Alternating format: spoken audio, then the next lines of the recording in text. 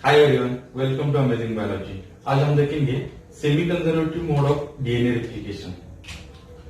तो पहले हम देखेंगे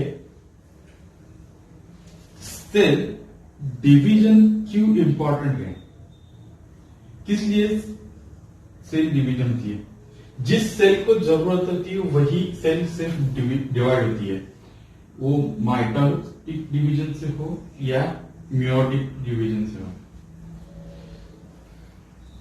तो आज हम देखेंगे मियोसिस में सेल डिवीजन कैसे होता है। इसमें सेल डिवीजन होते वक्त डीएनए रिप्लिकेशन होना और डबल स्ट्रैंड बनाना ये बहुत इंपॉर्टेंट है, क्योंकि जेनेटिक मटेरियल ये डीएनए ही कैरी करता है, ऐसा वैटसन और क्रिक ने बताया था। उन्होंने ये डीएनए का मॉडल दिया था और इसके बारे में बताया था कि ये क्या है, जेनेटिक मटेरियल ट्रांसफर करता है, इसके अंदर न्यूक्लियस बेस पेयर है वगैरह वगैरह वगैरह। लेकिन ये जो न्यूक्लियस बेस पेयर थे ये बहुत ही स्पेसिफिक कंडीशन पे ही बने हुए थे। ये एक जैसा स्ट्रैंड है, उसके हिसाब से ही दूसरा स्ट्रैंड होना बहुत जरूरी है, तभी ये डीएनए कंप्लीट होता है और न्यू जनरेशन में अपना जेनेटिक इंफॉर्मेशन ट्रांसफर कर पाता है। इसके अंदर न्यूक्लियस बेस पेयर होते हैं। न्यूक्लियस की बेस पेयर है, इसमें एडेनिन थायमिन से बॉन्ड करता है, ग्वानिन साइटोसिन से बॉन्ड करता है, ऐसा वाइस वर्सा चलता रहता है। इसलिए ये बहुत स्पेसिफिक कंडीशन पे ही रेप्लिकेशन होना जरूरी है। तो आज हम देखेंगे सेमी कंजर्वेटिव मोड। उस टाइम बहुत से साइंटिस्ट में डिबेट चल रहा था। 3 टाइप थे मोड ऑफ रेप्लिकेशन के, वो पहले हम लिख लेते हैं इधर। एक है descriptive mode of replication, second था कंजर्वेटिव और थर्ड था सेमी कंजर्वेटिव।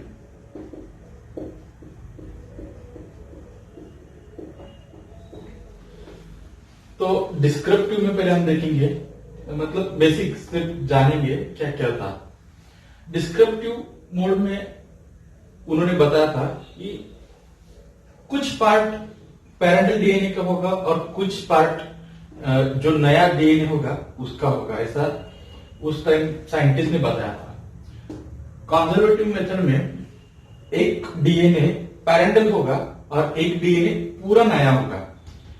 और सेमी कंजर्वेटिव मेथड जो मिचेल्सन और स्थान ने दी थी, उन्होंने ये बताया था सेमी कंजर्वेटिव मेथड ही डीएनए रिप्लिकेशन हो सकता है। डीएनए रिप्लिकेशन का सबसे अच्छा सेमी कंजर्वेटिव मेथड ही है और वही सही था।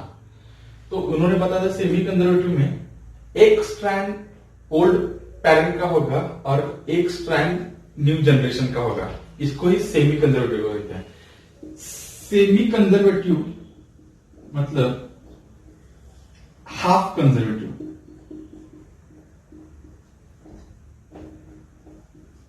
हाफ कंजर्वेटिव मतलब एक स्ट्रैंड इसमें से का जो इस 2 स्ट्रैंड होते हैं, ये समझकर चलिए ये पेरेंटल का, इसका स्ट्रैंड एक इधर आ गया, ऐसा समझकर चलिए। और जो नया स्ट्रैंड होगा वो न्यू स्ट्रैंड, ये हाइब्रिड होगा, मतलब नया स्ट्रैंड इसको अटैच होगा, इसको कहते हैं सेमी कंजर्वेटिव। तो चलते हैं एक्सपेरिमेंट की ओर।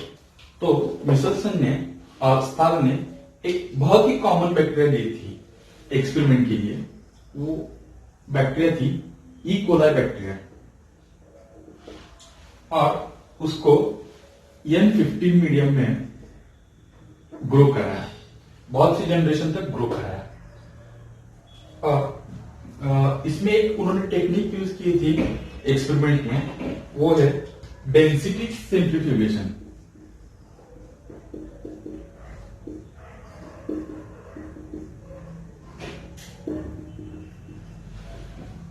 उन्होंने, आपको तो पता है डेंसिटी सेंट्रीफ्यूगेशन में क्या होता है, जिसकी डेंसिटी ज्यादा होगी वो उस मतलब एक समझ कर चलिए, टेस्ट ट्यूब में पानी लिया, टेस्ट ट्यूब पानी में एक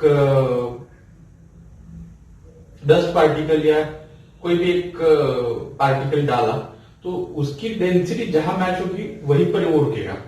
मतलब समझ कर चलिए, पानी की डेंसिटी 15 है और जो हमने पार्टिकल डाला है उसकी भी डेंसिटी 15 है,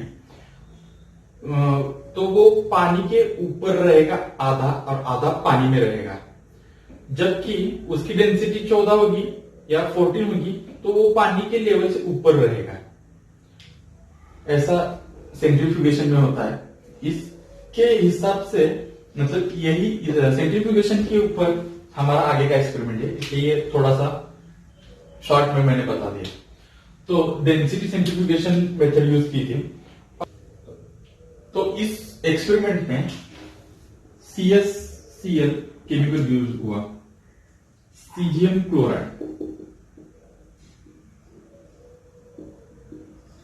CSCl मतलब सीजियम क्लोराइड। इन्होंने क्या किया, डेंसिटी सेंट्रीफ्यूज मशीन में CSCl एक स्पीड से बहुत देर तक घुमाया,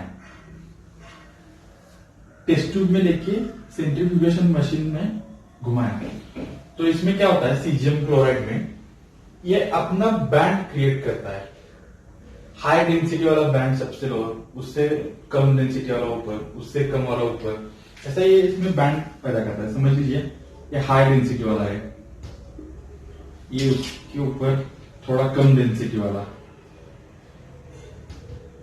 इससे कम।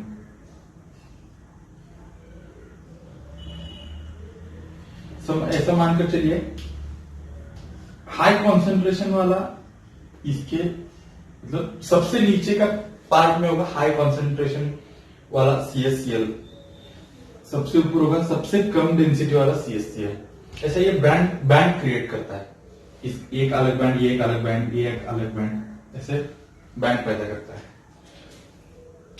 तो ये जो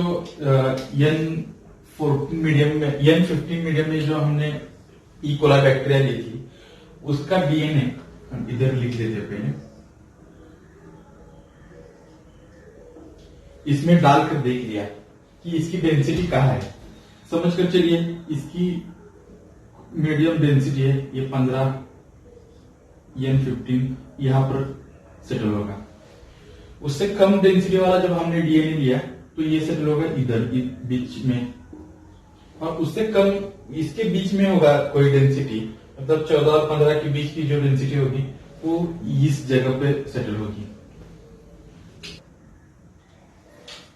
मिशेल ऑस्टन ने 2 बैक्टीरिया ली थी, एक थी N15 और बैक्टीरिया के DNA थे जो N15 थे और N14 वाला बैक्टीरियल DNA।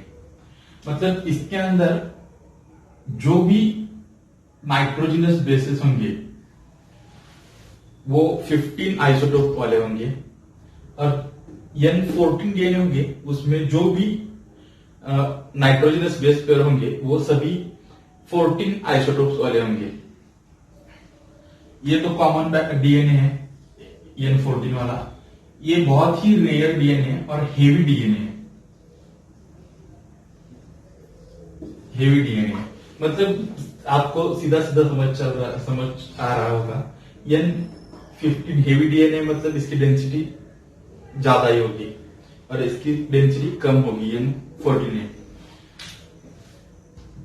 तो एक मानकर चलिए ये N15 मीडियम में ई कोलाई बैक्टीरिया का DNA ये ले लिया, और इसका ही मतलब जो N15 में था उसमें से का ही एक निकाल कर N14 मीडियम में ई कोलाई बैक्टीरिया रखा।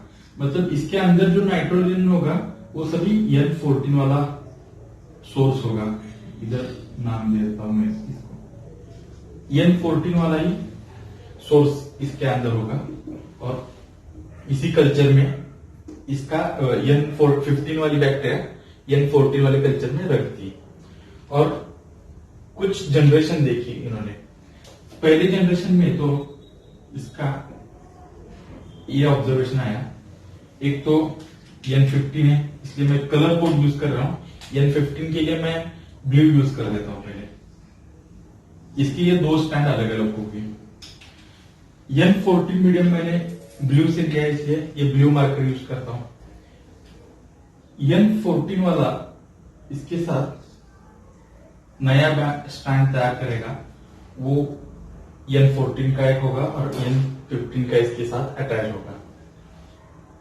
इन्होंने और एक जनरेशन देख ली कि आगे क्या होता है।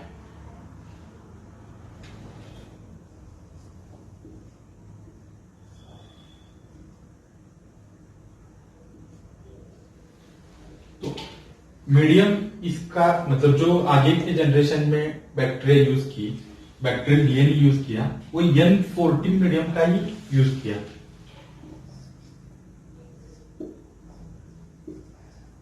N14 मीडियम वाला ही बैक्टीरिया यूज किया। मतलब समझ कर चलिए सीधा कि ये दो जो डीएनए थे, बाद में इन्होंने N14 में रखा और इसका ही इन्होंने ऑब्जर्वेशन किया कि आगे जनरेशन कौन सी बनाती है। तो इनको ध्यान में आया, एक पहले सीक्वेंस हम सीधा लिख देते हैं। ये N14 वाला इधर मैंने ड्रॉ कर दिया और इसका N14 वाला मैंने इधर ड्रॉ कर दिया। ये पैरेंटल डीएनए था N15 वाला, ये हम इधर लिख देते हैं। इसका भी एक इधर लिख देंगे। तो N14 मीडियम था, तो जो नया स्ट्रैंड बनेगा डीएनए का वो N14 वाला था सभी के साथ।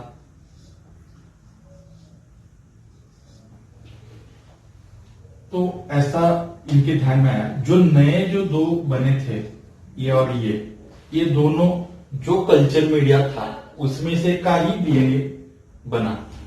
नाइट्रोजन 14 आइसोटोप वाला ही डीएनए बना। और ये जो दो रहे वो हाइब्रिड ही रहे।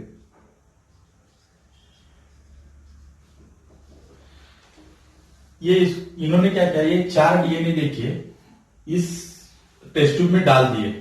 तो टेस्ट ट्यूब में एक नया बना देता हूं इधर।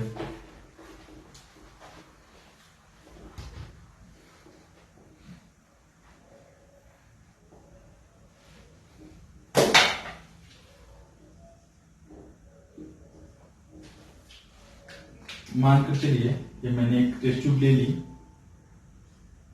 यहां तक CSCl है, सीजियम क्लोराइड। ये जो नए स्ट्रैंड थे, नए डीएनए थे, ये यहीं पे सेटल हो गए, इस बैंड में ही सेटल हो गए। मतलब N14 वाले। जो पैरेंटल डीएनए था वो यहां नीचे सेटल हो गया। और ये जो दो नए डीएनए मिले थे, हाइब्रिड डीएनए, वो सेटल हो गए इधर। हाइब्रिड के लिए मैं ब्लैक यूज कर रहा हूं, इसको अलग से लिख देता हूं। हाइब्रिड डीएनए इधर बीच में सेटल हो गया। ऐसा मिचेल्सन और स्टल ने ये डीएनए सीजियम क्लोराइड में डाल के एनालिसिस किया था कि सेमी कंजर्वेटिव मेथड से ही डीएनए रेप्लिकेशन होता है।